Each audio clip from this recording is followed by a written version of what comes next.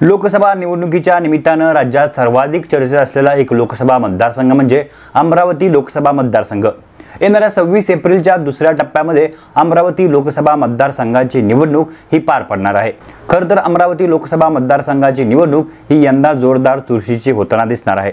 भाजपकडून विद्यमान खासदार नवनीत राणा यांना आपल्याकडे घेत अमरावती लोकसभा मतदारसंघाची उमेदवारी देण्यात आली आहे, तर काँग्रेसमधून दर्यापूरचे आमदार बळवंत वानखेडे हे अमरावतीच्या मैदानात असणार आहेत। याचबरोबर महायुतीचा मित्रपक्ष असलेला प्रहार जनशक्तीने देखील स्वबळावर या मतदारसंघातून दिनेश बुक यांना लोकसभेची उमेदवारी दिली आहे।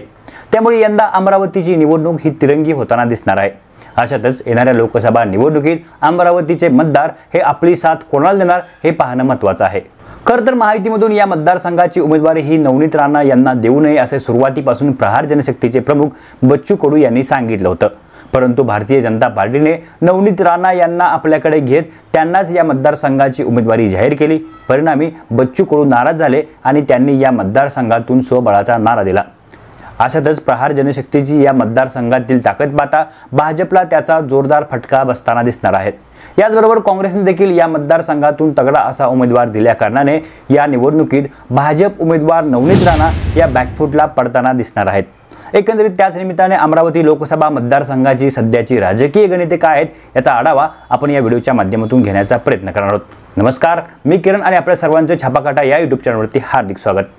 खरं तर अमरावती लोकसभा मतदारसंघ हा अनुसूचित जातीसाठी राखीव असलेला लोकसभा मतदारसंघ आहे।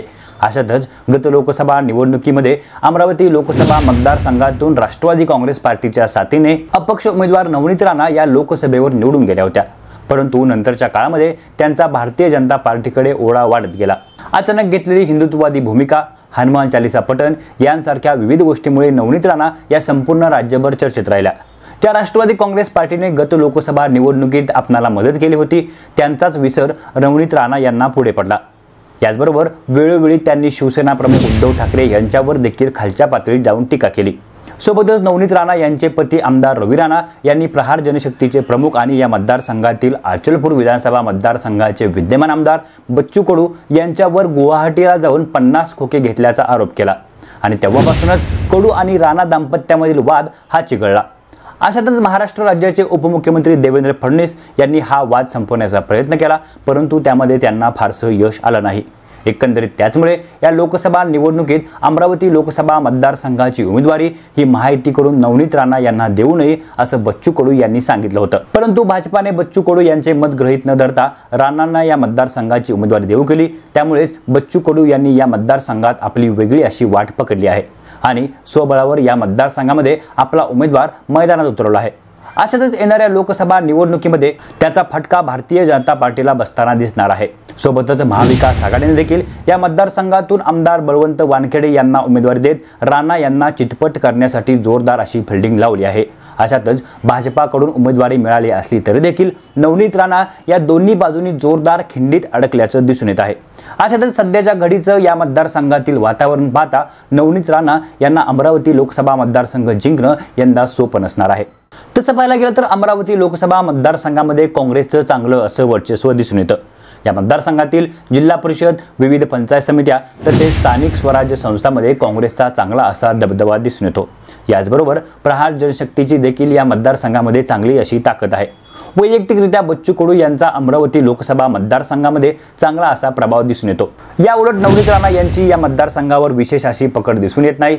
सोबतच गत लोकसभा निवडणुकीत ज्या सेक्युलर मतांच्या साथीने राणा या खासदार झाल्या होत्या त्यांना राणांची भाजप प्रेमिका भूमिका न आवडल्याने राणांबद्दल त्या मतदारांमध्ये नाराजी असल्याचं दिसून येत आहे। याचबरोबर महायुतीचे इच्छुक उमेदवार आणि माजी खासदार आनंदराव अडसूळ यांचा देखील नवनीत राणा यांच्या उमेदवारीला प्रचंड असा विरोध होता। सोबतच महायुतीमधील स्थानिक नेते देखील राणा यांच्या उमेदवारीवरून नाराज असल्याचं दिसत आहे। त्यामुळे या लोकसभा निवडणुकीमध्ये अमरावती लोकसभा मतदारसंघातून महायुतीची संपूर्ण ताकद नवनीत राणा यांच्या पाठीशी नसल्याचं दिसून येत आहे। याउलट काँग्रेस उमेदवार बळवंत वानखेडे यांच्याबरोबर महाविकास आघाडीची एक मोठी ताकद असल्याचं दिसून येत आहे। त्यामुळे येणाऱ्या लोकसभा निवडणुकीत अमरावती लोकसभा मतदारसंघातून बळवंत वानखेडे यांचं पारडं जड दिसून येत आहे।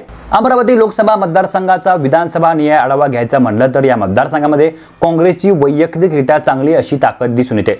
दर्यापूरमधून काँग्रेसचे लोकसभेचे उमेदवार बळवंत वानखेडे, तिवसामधून यशोमती ठाकूर आणि अमरावतीमधून सुलभा खोडके हे 3 काँग्रेसचे आमदार आहेत। तर मेळघाटमधून राजकुमार पटेल आणि अचलपूरमधून स्वतः बच्चू कडू हे प्रहार जनशक्तीचे 2 आमदार आहेत। तर भारतीय जनता पार्टीच्या लोकसभेच्या उमेदवार नवनीत राणा यांचे पती रवी राणा हे बडनेर विधानसभा मतदारसंघातून अपक्ष आमदार आहेत। त्यामुळे वैयक्तिकरित्या अमरावती लोकसभा मतदारसंघामध्ये भारतीय जनता पार्टीच्या विचाराचा एकही आमदार दिसून येत नाही। याचबरोबर अमरावती जिल्ह्यातील स्थानिक स्वराज्य संस्थांमध्ये देखील भाजपचं फारसं वर्चस्व दिसून येत नाही। सोबतच नवनीत राणा यांच्या जात प्रमाणपत्राबाबत सुरू असलेला वाद आणि मतदारसंघामध्ये त्यांच्या विरोधात असलेलं नाराजीचे वातावरण पाहता येणाऱ्या लोकसभा निवडणुकीत भाजपला हा मतदारसंघ जिंकणं सोपं नसणार आहे। एकंदरीत सध्याच्या घडीचं अमरावती लोकसभा मतदारसंघाचे वातावरण पाहता येणाऱ्या लोकसभा निवडणुकीत विद्यमान खासदार नवनीत राणा यांना पुन्हा एकदा हा मतदारसंघ जिंकणं अशक्य दिसत आहे। महायुती अंतर्गत असलेल्या त्यांच्या उमेदवारीबद्दलचा विरोध तसेच मतदारसंघामध्ये त्यांच्याबद्दल असलेली नाराजी याचबरोबर महाविकास आघाडीमधील नेत्यांनी त्यांचा पराभवाचा बांधलेला चंग पाहता नवनीत राणा या सध्या अमरावतीमधून पराभवाच्या छायेत दिसत आहेत। अशातच सर्वसामान्य अमरावतीकर यंदा आपली कोणाला साथ देणार हे पाहणं महत्त्वाचं राहील। एकंदरीत येणाऱ्या लोकसभा निवडणुकीमध्ये अमरावती लोकसभा मतदारसंघाचा पुढचा खासदार कोण होईल असं आपल्याला वाटतं हे पण आम्हाला नक्की कळवा। आणि हा संपूर्ण व्हिडिओ जर आपल्याला आवडला असेल तर या व्हिडिओला शेअर करायला आणि चॅनलला सबस्क्राइब करायला विसरू नका। तोपर्यंत धन्यवाद।